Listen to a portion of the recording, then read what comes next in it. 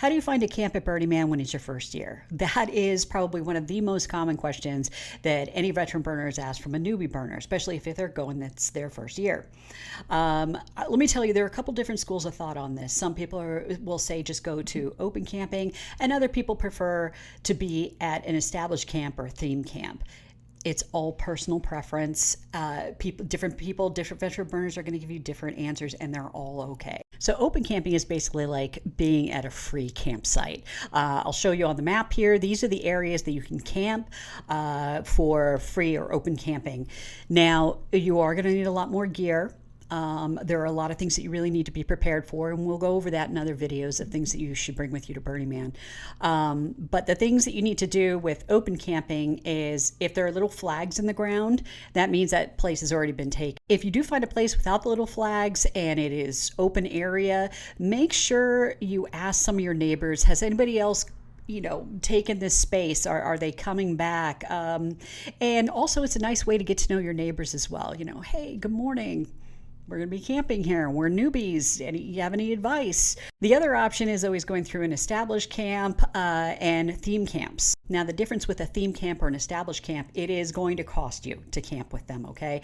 They have been there. They have certain rules. They have a camp lead.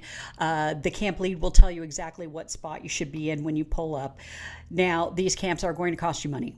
Okay. And it's going to cost you some time because a lot of them require volunteering. Now, I personally like being at an established camp, and I will donate my time, volunteer. I like working at the bar. I like meeting people from all over the world, different burners. We sit there, we have a chat, drinks. It's great. I like that. Now, other camps might have you do other kinds of chores depending on the types of amenities they have and the people that have already volunteered for certain duties. Okay, so if you're going to camp at an established camp or a theme camp, you're going to have to get on Facebook and you're going to have to get into the groups there. The first one I would suggest is to get into the Burningman 2025 group. Now, this name changes every year as the year changes. So next year will be Burningman 2026.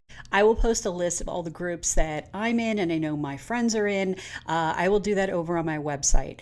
The reason I'm going to do that is because I want to make sure that you guys aren't in one of these scam groups, because there are some ticketing scam groups that will take your money and not give you any tickets. So I don't know if that's the same with some of the camps, but I want to make sure that you're in the same group that everybody else is.